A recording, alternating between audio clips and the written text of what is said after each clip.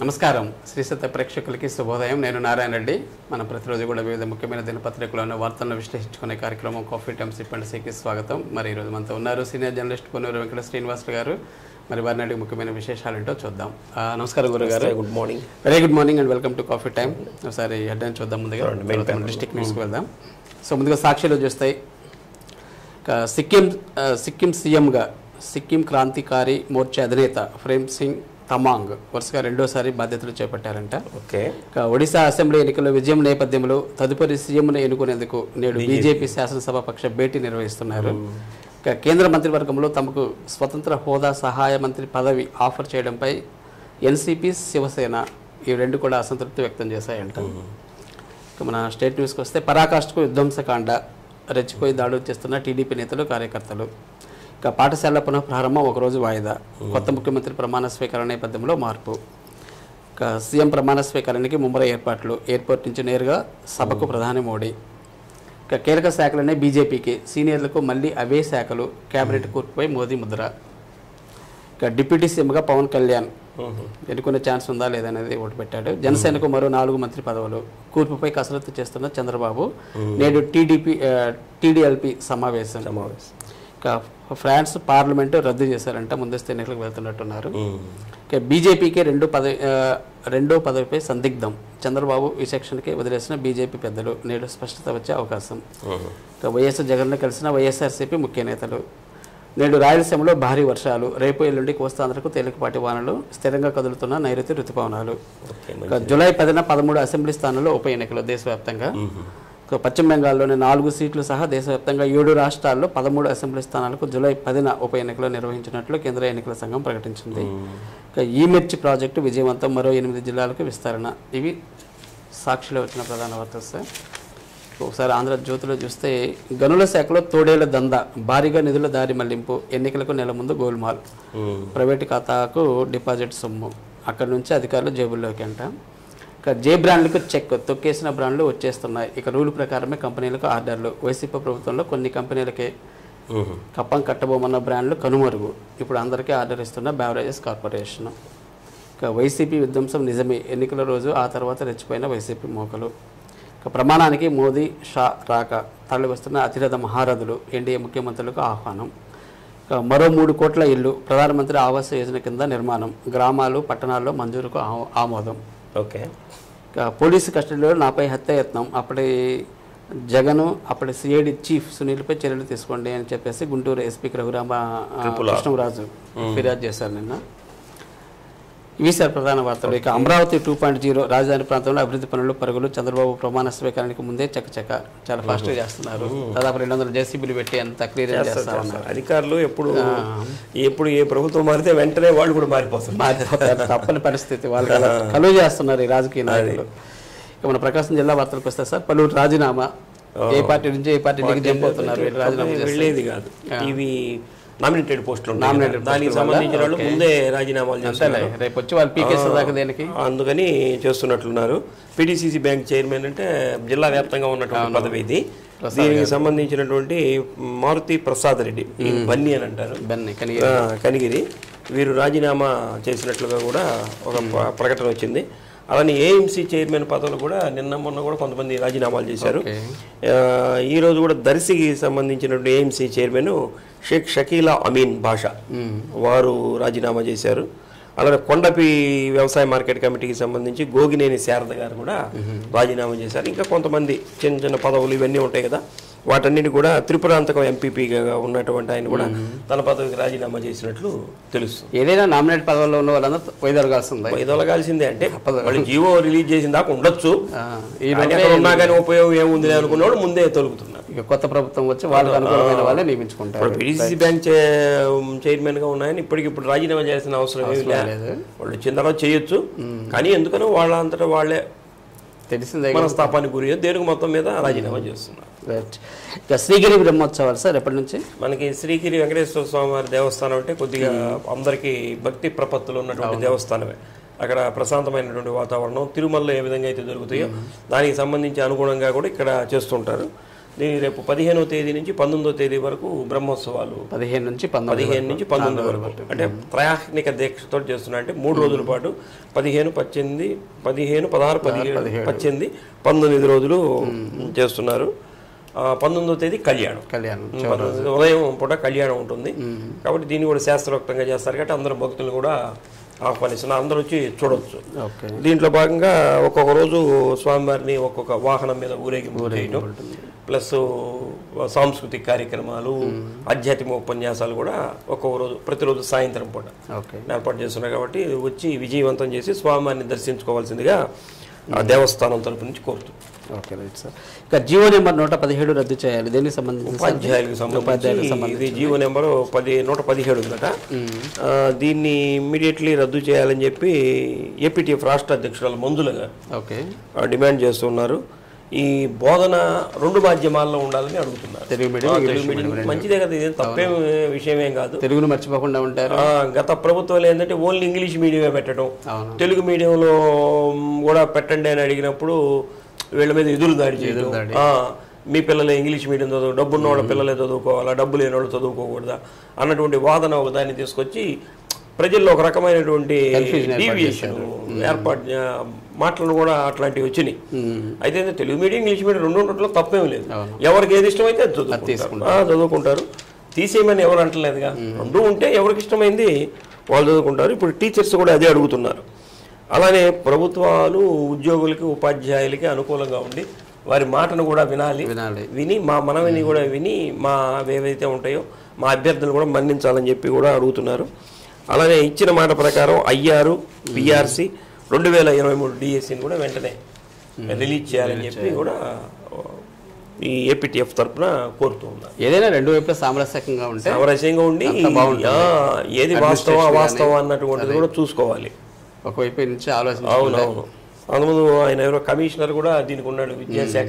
ఆయన వచ్చి ఈ ఉపాధ్యాయులు రాత్రిపూట వాళ్ళని పిలవటం ఇవన్నీ చేయడం కూడా చేశారు. దానికి కూడా చిన్న చిన్న హోంవర్క్ పిల్లల చేత హోంవర్క్ చేపిపోయినా కానీ యాక్షన్ తీసుకున్నాడంట. అది అట్లా ప్రవీణ్ ప్రకాష్ గారు ఎవరో తెలుసు. దాని మీద కూడా మధ్యలో నిరసన అవన్నీ కూడా వ్యక్తం చేశారు. మొత్తం మీద కొత్త ప్రభుత్వం వచ్చిన తర్వాత పారదర్శకంగా అందరికీ అనుకూలంగా ఉండేటట్లు దీనివల్ల ఏముందంటే విద్యార్థుల భవిష్యత్తు దెబ్బతింటారు. అలా కాకుండా చేస్తే మంచిది.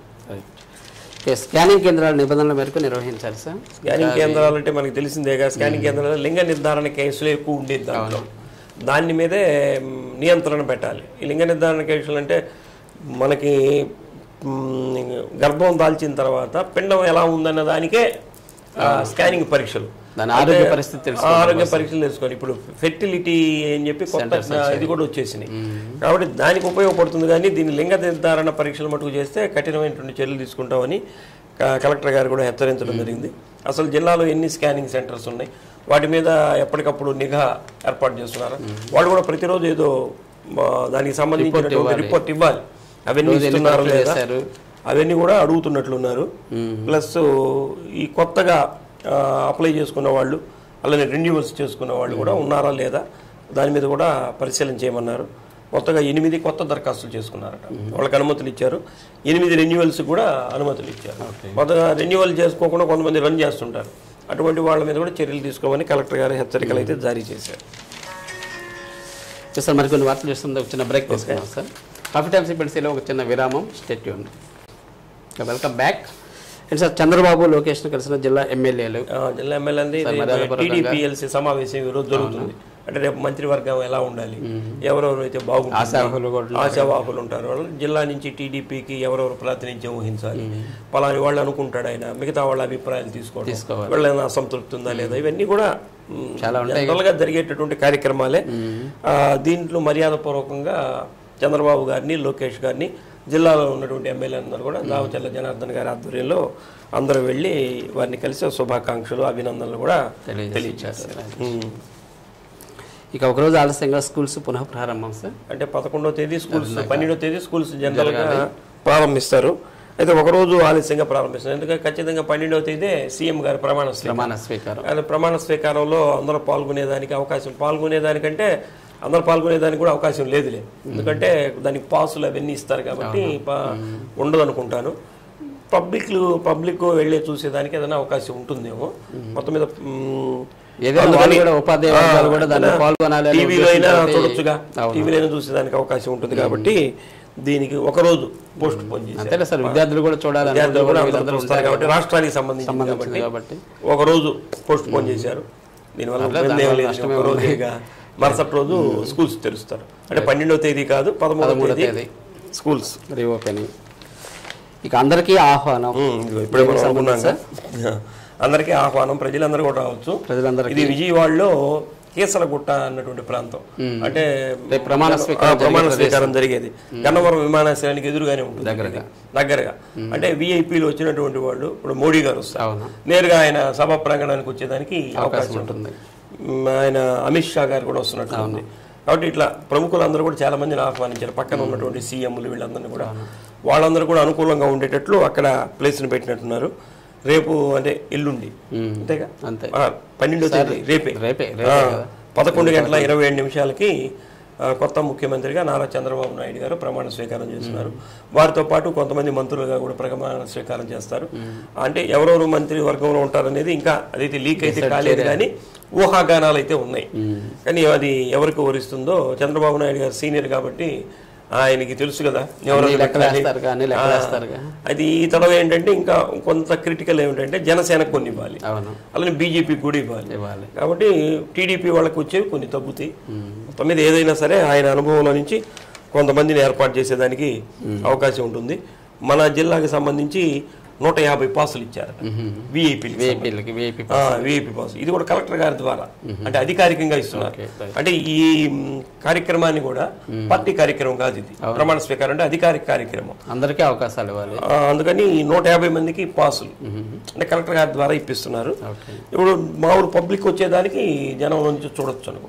అంటే 18 ఎకరాల స్థలంలో దీన్ని పబ్లిక్ కూడా అవకాశం ఉంది. విఐపీ గ్యాలరీ కాకుండా విఐపీలు మటు 150 మందికే అవకాశం కల్పించారు. ఒక 20 కార్లు 4 బస్సులకు మాత్రమే అనుమతించారు. అంటే అక్కడ ట్రాఫిక్ ఎమ్మెల్యేలకి వాళ్ళ కుటుంబ సభ్యులకి సపరేట్ గా, అది వీళ్ళకి ఎట్లా ప్రజలకు మటుకు సపరేట్ గా ఉంటుంది. రైట్. ఇక నగరానికి పూర్వ వైభవం నిన్న అదే ఎమ్మెల్యేగా గెలిచిన తర్వాత దామచర్ల జనార్దన్ గారు నగరపాలక సంస్థ అధికారులతోటి నిన్న ప్రత్యేకమైనటువంటి సమావేశాన్ని నిర్వహించి ముఖ్యంగా వాటర్ సమస్య మనకి జిల్లాలో.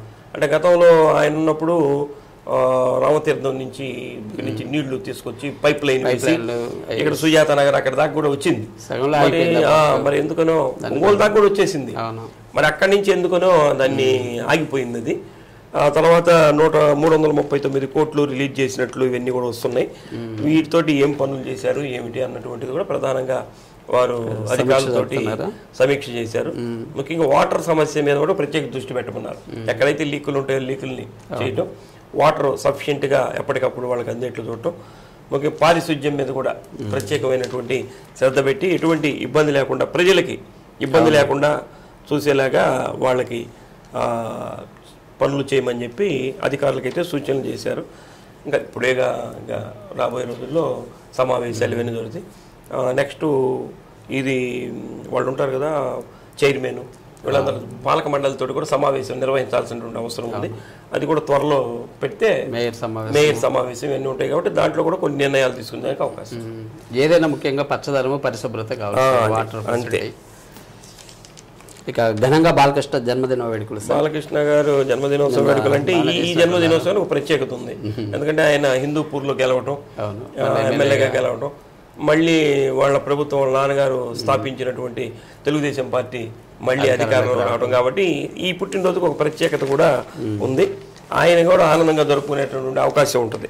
అలానే ఇక్కడ ఉన్నటువంటి ఆయన అభిమానులు బాలకృష్ణ గారి కంటే అభిమానుల ఫాలోయింగ్ బాగానే ఉంటుంది కదా. చెన్నుపాటి బ్రదర్స్ ఆధ్వర్యంలో అద్దంకి బస్ స్టాండ్ సెంటర్లో చేశారు. అలానే గోరంట్ల కాంప్లెక్స్లో కూడా ఈ జన్మదినోత్సవ వేడుకలు చేశారు. 29వ డివిజన్లో కూడా చేశారు. అలానే చీమకుర్తి ఈ ప్రాంతాల్లో కూడా చేయడం, అన్నదాన కార్యక్రమాలు ఇవన్నీ కూడా నిర్వహించినట్టు తెలుసు. ఇక చివరిగా సార్ అరకొరగా పాఠ్య పుస్తకాలు ఇంకా చారలేదా అంటే ముద్రలు పూర్తిగా? అదే కొన్ని వచ్చినాయి, మొన్న కూడా మనం అనుకున్నాం పాఠ్య పుస్తకాలు వచ్చినాయి, కానీ కొన్ని పంపిస్తారు, కొన్ని లేట్ అవుతుంది. అయితే ఇది అద్దంకి మండలానికి సంబంధించినటువంటిది. ఆ మండలంలో 76,000 పుస్తకాలు కావాలంట. అయితే 56,000 వచ్చాయి. అంటే 20,000 షార్టేజ్. కాబట్టి అంటే ఒకే రోజు ఇప్పుడు కొత్తగా చేరేటటువంటి పిల్లలు ఉంటారు, నిదానంగా వచ్చేవాళ్ళు ఉంటారు. మొత్తం మీద 56,000 వచ్చినాయి అంటే కొంత సర్దుకోవచ్చు. క్లాస్కి ఒక సగం మందికి వచ్చినాయి అనుకోండి, ఒకరికొకరు ఎక్స్చేంజ్ చేసుకొని కొంతకాలం మళ్ళీ మిగతా వచ్చే లోపల చేసుకోవచ్చు. మొత్తం మీద రేపు స్కూల్స్ ప్రారంభంతో అవన్నీ ఇచ్చేదానికైతే ఏర్పాట్లు జరుగుతుంది. ఏదో 2 నెలల హాలిడేస్ అయితే పిల్లలు ఎంజాయ్ చేశారు. మళ్ళీ స్కూల్కి వెళ్ళాలంటే వాళ్ళ మొక్కలు కనిపించదు తొందరగా. అంతే, అప్పుడే హాలిడేస్ అయిపోయినాయి అని ఒక ఫీలింగ్ పిల్లలకి. Right, okay sir, thank you very much sir. రోజు కొన్ని ముఖ్యమైన అంశాల మీద విశ్లేషణ అందించినందుకు థ్యాంక్ యూ. మరి ఇదండి ఈనాటి కాఫీ టైమ్ సిప్పండ్స్ కార్యక్రమం. తిరిగి రేపు 8:30 ఇదే కార్యక్రమంలో మరిన్ని తాజా వార్తలతో మళ్ళీ మీ ముందుంటాం. చూస్తుండండి శ్రీ సత్య నెట్వర్క్. నమస్కారం.